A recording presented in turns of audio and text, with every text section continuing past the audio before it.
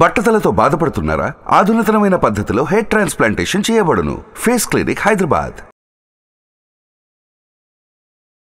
నమస్తే, welcome to Suman TV. నేను విష్ణు. ప్రస్తుతంతో పాటు సీనియర్ ఫినాన్స్ ప్రొఫెషనల్ గిరిబాబు గారు ఉన్నారు. వారితో మాట్లాడదాం. నమస్తే గిరిబాబు గారు. నమస్తే అండి. సార్, గిరిబాబు గారు, మన వయసును బట్టి మన పొదుపు పెట్టుబడులు అనేవి ఏ విధంగా ఉండాలి? ఇప్పుడు 25 సంవత్సరాల వయసు నుంచి 35 సంవత్సరాల వయసులో మంచి ఎంగేజ్లో ఉంటాం, మంచి యవ్వనంలో ఉంటాం కాబట్టి సో ఆ ఏజ్లో ఎటువంటి పెట్టుబడులు మనం తీసుకోవాలి అంటారు?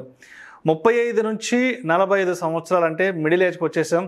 రకరకాల ఫ్యామిలీ ఇష్యూస్, ఫ్యామిలీ రెస్పాన్సిబిలిటీసు, పిల్లల రెస్పాన్సిబిలిటీసు, పేరెంట్స్ రెస్పాన్సిబిలిటీస్ అంతా కూడా చుట్టుముట్టేస్తాయి ఈ 35 to 45 అనేది. సో ఆ వయసుకి తగ్గట్టు, ఆ సందర్భానికి తగ్గట్టు ఎటువంటి పెట్టుబడుల్ని, ఎటువంటి పొదుపు పథకాలను మనం తీసుకోవాలి అంటారు? అండ్ 45 to 55 అంటే ఆల్మోస్ట్ శారీరకంగా చాలా అలసిపోయి ఉంటాము. హెల్త్ ఇష్యూస్ అన్నీ కూడా చుట్టుముట్టేస్తాయి. అప్పటికే బీపీ, షుగర్, రకరకాల కొన్ని దీర్ఘకాలిక అనారోగ్య సమస్యలు కూడా వెంటాడుతుంటాయి. కాబట్టి మరి ఆ వయసుకు తగ్గట్టు, అప్పటికి తగ్గట్టు అంటే మన శారీరక సామర్థ్యానికి తగ్గట్టు అండ్ ఆ వయసులో ఎటువంటి పెట్టుబడులను మనం తీసుకోవాలి అంటారు? అండ్ ఇంకా rest of the life 55 to 65 నుంచి ఏ విధంగా ప్రశాంతమైన జీవనాన్ని గడపాలి అంటారు? మన పెద్దలు ఎక్కువ చెప్తూ ఉంటారు, ఏ వయసులో జరగాల్సిన ముచ్చట ఆ వయసులో జరగాలరా అబ్బాయి అని చెప్తూ ఉంటారు. సో నార్మల్గా ఒక 25 years వచ్చిన తర్వాత, ఉద్యోగంలో సెటిల్ అయిన తర్వాత 27, 28లో వివాహము జరిగితే అప్పుడు శరీరం సహకరిస్తుంది. పిల్లలు పెద్దయి పెళ్ళిళ్ళు అయ్యే టైంకి మనం యాజ్ ఎ పేరెంట్స్గా యంగ్ ఉంటాము. సో అలా యంగ్ ఉండడం అనేది వాళ్ళకు కూడా మంచి సంబంధాలు వెతికి చూడడానికి, పిల్లలకు మనము ఒక పేరెంట్స్గా ఒక ఆసరాగా ఉండి వాళ్ళ కెరీర్ని సెటిల్ చేయడానికి మనకు ఒక అవకాశం దొరుకుతుంది. అందుకే ఏ వయసులో ముచ్చట ఆ వయసు జరగాలి అంటారు. అందుకే లేట్ వయసులో అలా పెళ్ళిళ్ళు చేసుకుంటే మీకు ఫ్యూచర్లో కూడా ప్రాబ్లమ్స్ ఉంటాయని చెప్తూ ఉంటారు. అది చాలా కరెక్ట్. అది సో అది ఒక పెళ్ళిళ్ళ విషయంలో అదే కాకుండా మనము ఒక వ్యక్తిగా చదువు అయిపోయిన తర్వాత మనకు ఉద్యోగంలో కానీ వ్యాపారంలో కానీ స్థిరపడడం జరుగుతున్నప్పుడే, మనకు ఆదాయం స్టార్ట్ అవుతున్నప్పుడే నెమ్మదిగా మనం కనుక ఫైనాన్షియల్ ప్లానింగ్ చేసుకుంటూ వెళితే మీకు ఫ్యూచర్ డేస్లో, అంటే మీరు అన్నట్టుగా ఒక 50 తర్వాత నేను 10 kilometers పరిగెట్టగలను అనుకుంటే అప్పుడు పరిగెట్టేవాడిని 20 సంవత్సరాలు అంటే ఇప్పుడు కుదరదు. 50లోకి వచ్చిన తర్వాత మీ స్పీడ్ తగ్గించాలి. ఇంకా నేను 25లో పరిగెట్టినట్టుగా 10 kilometers పరిగెడతా అంటే తీసుకోవడానికి అంబులెన్స్ రెడీగా ఉంటుంది. సో ఎప్పుడు కూడా మీ వయసు తగ్గట్టుగా వయసుకు రెస్పెక్ట్ ఇవ్వాలి. మనం శరీరంలో జరిగే మార్పులను అర్థం చేసుకోవాలి. అలాగే మన యొక్క ఇన్వెస్ట్మెంట్ ప్యాటర్న్ కూడా అర్థం చేసుకోవాలి. ఎగ్జాంపుల్ చెప్తాను. ఇప్పుడు నార్మల్గా మీకు జూలై సినిమాలో ఒక డైలాగ్ ఉంటుంది. సో వాడు అల్లు అర్జున్, నాకు 2 లక్షలు తీసుకెళ్ళి నేను 2 రోజుల్లో 5 లక్షలు చేస్తా అంటాడు. నువ్వు 2 లక్షలు 2 రోజులు 5 లక్షలు చేస్తే 60 ఏళ్లలో రావాల్సిన అంబులెన్స్ 40 ఏళ్ళకే వస్తుంది. సో ఈ డబ్బులు తొందరగా వస్తే అంబులెన్స్ కూడా తొందరగా వస్తుంది. అంటే ఇందులో క్లియర్ మెసేజ్ ఉంది. కనుక ఆ ఇన్వెస్ట్మెంట్ పెరగడానికి టైం ఇవ్వాలి.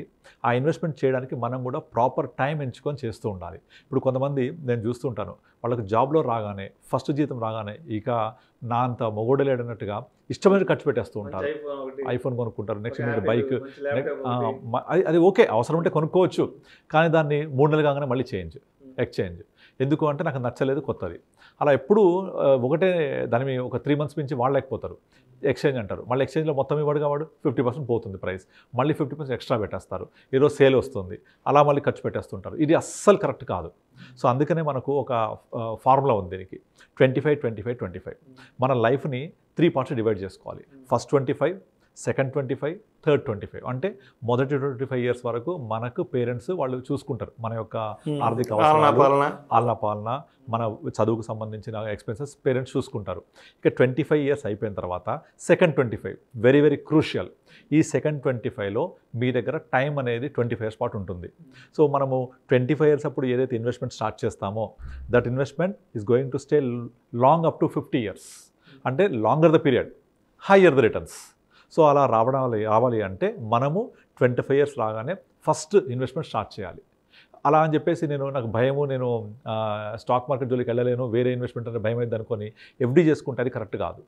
తర్వాత ఆర్డీ చేసుకుంటే కరెక్ట్ కాదు. అవి ఇన్ఫ్లేషన్ బీట్ చేయలేవు. కనుక నాకు టైం ఎక్కువ ఉంది కాబట్టి, రిస్క్ తీసుకునే కెపాసిటీ ఉంటుంది కాబట్టి గో ఫర్ ఈక్విటీ. ఈక్విటీ అంటే డైరెక్ట్ మీకు నాలెడ్జ్ ఉండి చేయగలిగితే డైరెక్ట్ ఈక్విటీ, లేదు అంటే mutual funds always good. So అలా స్టార్ట్ చేసేయాలి. 25 నుంచి మెల్లగా ఉద్యోగం రాగానే అందరూ సహజంగా ఇల్లు తీసుకుంటూ ఉంటారు. మీరు చాలామంది గమనించండి, ఒక ఇల్లు తీసుకున్న తర్వాత ఆ ఇంటికి ఈఎంఐ పెట్టుకొని 50 years వచ్చేప్పటికి వెనక్కి తిరిగి చూస్తే ఏముంది అంటే ఆ మొత్తం ఈఎంఐ తీరిపోయాక ఒక ఇల్లు మిగులుతుంది. ఇంకా వేరే ఎటువంటి గోల్స్ అలాగే ఉండిపోతాయి. అది కరెక్ట్ కాదు. సో మనకు ఉన్న ఇన్కంలో నుంచి కొంత ఇన్కమ్ జనరేట్ చేసుకోవాలి. ఫస్ట్ ఇనిషియల్ పీరియడ్స్లో జనరేట్ చేసుకొని డౌన్ పేమెంట్కి వాడుకోవాలి. తర్వాత చాలా తక్కువ అమౌంట్ ఈఎంఐ పెట్టుకొని ఎక్కువ టెన్యూర్ పెట్టేసుకోవాలి. ఎందుకంటే తక్కువ రేట్ ఆఫ్ ఇంట్రెస్ట్ దొరుకుతుంది కాబట్టి. మన దగ్గర క్యాష్ ఇన్ హ్యాండ్ అయితే మిగులుతుందో దాన్ని ఇన్వెస్ట్ చేసుకుంటూ దాని కార్పస్ పెంచుకుంటూ మీరు అన్నట్టుగా 25-30 years వచ్చేప్పటికి పిల్లల ఎడ్యుకేషన్ మన మ్యారేజ్ కోసం పిల్లలు అప్పుడే పుట్టడం. ఇప్పుడు మనం ఎడ్యుకేషన్ అప్పుడు గట్టిగా 10,000 ఖర్చు అయ్యి ఉండవు. ఇప్పుడు ఫస్ట్ క్లాస్కి మనం 1,00,000 కడుతున్నాం. ఇమాజిన్ వాళ్ళు కనుక హైయర్ ఎడ్యుకేషన్ ప్రొఫెషనల్ ఎడ్యుకేషన్కి అయితే ఎన్ని లక్షలు కట్టాలో. సో అదంతా కూడా పిల్లలతో పాటుగా పెరుగుతూ పోవాలి. ఆ ఇన్వెస్ట్మెంట్ అన్నీ కూడా పిల్లలతో పాటుగా పెరుగుతూ పోవాలి. అది అలా పెరుగుతూ పోవాలంటే ఎర్లీగా స్టార్ట్ చేయాలి. చాలామంది యంగ్స్టర్స్ మ్యారేజ్ కాకముందు ఇంకా వాళ్ళు విపరీతం ఖర్చు పెట్టడానికి కారణం ఏంటంటే వాళ్ళకు ఒక లయబిలిటీ ఉండదు, బాధ్యత ఉండదు. కనుక అలా లయబిలిటీ బాధ్యత అనేది సొంతగా ప్రిపేర్ అవ్వాలి. నాకు ఇప్పుడు వచ్చే డబ్బులు ఎక్కువ కాలం ఇన్వెస్ట్ చేయగలిగితే, ఎక్కువ కాలం మార్కెట్లో ఉండగలిగితే నాకు ఎక్కువ రిటర్న్స్ వస్తాయి. అది అర్థం చేసుకోవాలి. అర్థం చేసుకొని 25 నుంచి 50 దాకా ఏదైతే సెకండ్ పార్ట్ ఉందో ఈ సెకండ్ పార్ట్లో మనము ఇన్వెస్ట్ చేసేటప్పుడు మనకు ఇన్ఫ్లేషన్ బీట్ రిటర్న్స్ ఎక్కడెక్కడ వస్తున్నాయి, ఎలా మనం జనరేట్ చేసుకోవాలి, అలా ప్లాన్ చేసుకుంటూ వెళ్ళాలి. ఒక ఇల్లు తీసుకోవాలి కంపల్సరీ. అలా ఇల్లు తీసుకొని ఇంటికి ఈఎంఐ తక్కువ చేసుకొని ప్లాన్ చేసుకుంటూ వెళ్ళాలి. 50 అయిపోద్ది. 50 అయినప్పుడు మెల్లమెల్లగా మనము లిక్విడిటీని పెంచుకుంటూ ఉండాలి.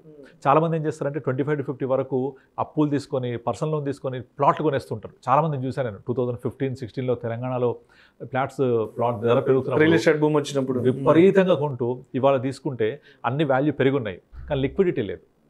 చాలామంది 60 yearsకి 50 yearsకి వచ్చేప్పటికి ఆస్తిపరంగా వాళ్ళు సంపన్నులే, కానీ మంత్లీ ఇన్కమ్ లేకపోతే ఇంటి ముందు బెంజ్ కారు ఉండి పెట్రోల్ కొట్టేయడానికి డబ్బు లేకపోతే ఎలా ఉంటుందో అలా ఉంటుంది పరిస్థితి. సో అట్లా కాకుండా 50 years తర్వాత లిక్విడేట్ మోడ్కి వెళ్ళిపోవాలి. అన్నీ లిక్విడేట్ చేసుకొని మనకు ఏదైతే లైఫ్లో రిటైర్మెంట్ ప్లానింగ్ అవ్వచ్చు, పిల్లల ఎడ్యుకేషన్ అవ్వచ్చు, వెకేషన్ అవ్వచ్చు, ఇలాంటి అన్నిటికీ డబ్బులు రెడీగా ఉండాలి.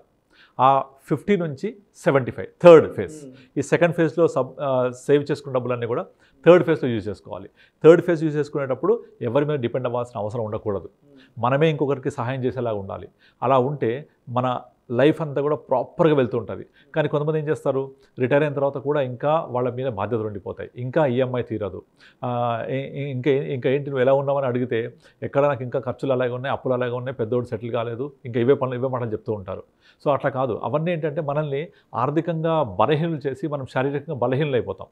సో అలా కాకుండా ఆర్థికంగా ఎప్పుడైతే బలంగా ఉంటారో మనము ఆరోగ్యపరంగా కూడా ఆ బలం వస్తుంది. సో ఒకసారి గుండె మీద చేసుకొని నా దగ్గర ఇంత పోర్ట్ఫోలియో ఉంది, ఇన్ని డబ్బులు ఉన్నాయి, నేను నెక్స్ట్ 30 years నేను నా వైఫ్ ఇద్దరం హ్యాపీగా బతకడానికి డబ్బులు ఉన్నాయని అనుకోండి. ఆలోచించండి, ఎంత హ్యాపీగా అనిపిస్తుంది, ఎంత సంతోషంగా ఉంటుంది, ఎంత ఒక ఆర్థిక భరోసాగా ఉంటుంది మీకు. అది ఆర్థిక భద్రత మిమ్మల్ని మీ నెక్స్ట్ జనరేషన్ని ఆర్థిక పరిపుష్టంగా ఉంచడానికి మీకు హెల్ప్ అవుతుంది. కనుక ఫస్ట్ 25 ఏదైతే ఆడుతూ పడుతూ సరదాగా గడిచిపోద్దో సెకండ్ 25 లైఫ్లో మనము డిసిప్లిన్గా కనుక ప్లాన్ చేసుకుంటూ వచ్చి థర్డ్ 25లో హ్యాపీగా గడపడానికి. రిటైర్మెంట్ లైఫ్ అంటే ఏంటి, రిటైర్మెంట్ అయిన తర్వాత కూడా ఇంకా 9 to 5 జాబ్ చేయకూడదు అని అర్థం. రిటైర్మెంట్ అయిన తర్వాత మన టైం మన దగ్గర ఉండాలని అర్థం. రిటైర్మెంట్ అయిన తర్వాత నాకు ఏవైతే ప్యాషన్ ఉంది, ఏం చేయాలనుకున్నాను అవన్నీ చేయడానికి మీ దగ్గర ఒక ఆర్థికంగా స్వేచ్ఛ ఉండాలి. ఆర్థిక స్వేచ్ఛ, మీ టైం మీతో ఉండడం, మీ టైం మీ కంట్రోల్లో ఉండడమే రిటైర్మెంట్ అంటే. ఇప్పుడు మీరు నార్మల్గా ఒక సర్వే తీసుకుంటే ఇండియాలో ఎక్కువ మంది 100 years అబోవ్ బ్రతుకున్న వాళ్ళని తీసుకుంటే అరౌండ్ 2-3 lakhs ప్లస్ ఉంటారు. వీళ్ళందరిలో ఉండే కామన్ ఫ్యాక్టర్ ఏంటంటే అందరికీ పెన్షన్ వస్తుంది. ఈ పెన్షన్ వచ్చేవాళ్ళు టెన్షన్ లేకుండా అబోవ్ 100 బ్రతికేసి ఉన్నారని మనకు ఒక లెసన్ నేర్చుకోవచ్చు దీనివల్ల. కనుక ఫస్ట్ 25 సెకండ్ 25 మనం ఏదైతే చేసుకుంటామో అది థర్డ్ 25లో మనకు ఉపయోగపడడం వల్ల మనము 100 years బ్రతికే అదృష్టాన్ని పొందగలుగుతాం. ఆరోగ్యంతో, ఆరోగ్యం ఉంటేనే కదా మనం బ్రతికేందుకు ఒక అర్థం ఉంటుంది. అనారోగ్యంతో బ్రతికితే అది వ్యర్థం. అది కనుక ఆరోగ్యంతో పాటు ఈ ఆరోగ్యం ఎప్పుడు వస్తుంది, ఆర్థికంగా పరిపుష్టమై ఉంటే. దీనికి పునాదులు పడుతూ ఉండాలి ఎప్పటి నుంచి 25 years నుంచే. అందుకని దగ్గరికి వచ్చేవాళ్ళు అందరికీ చెప్తూ ఉంటాను, ఎవరైనా 25-26 yearsకి వస్తే మీరు ఎవరి ద్వారా వచ్చారు ఇక్కడికంటే మా ఫాదర్ చెప్పారు. మీ ఫాదర్ మీకు లైఫ్లో ఇచ్చే అతిపెద్ద పాఠం ఇది. సో దానివల్ల మీరు మీ ఫ్యూచర్ అంతా కూడా మీ ఫాదర్కి థ్యాంక్స్ చెప్పుకుంటూ ఉంటారు.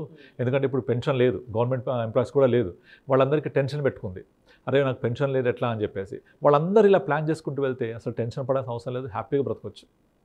సో కనుక లైఫ్ అందరూ ప్లాన్ చేసుకుంటూ వెళ్ళాలి. ఏ వయసులో జరగాల్సిన వచ్చాట ఆ వయసులో జరగాలి. Thank you so much Giribabu గారు. థ్యాంక్ యూ అండి. ఏ వయసుకు తగ్గ పెట్టుబడుల్ని ఏ వయసులో తీసుకోవాలి ఏంటి, అండ్ మీరు చెప్పినట్టు పెన్షన్తో టెన్షన్ లేకుండా బ్రతకాలి అంటే ఏం చేయాలనే అంశం గురించి చాలా చక్కగా మీ విశ్లేషణ తెలియజేశారు. Thank you so much sir. Thank you. Suman టీవీలో మీ పర్సనల్ అండ్ బిజినెస్ ప్రమోషన్స్ కోసం కింది నెంబర్కి కాంటాక్ట్ చేయండి.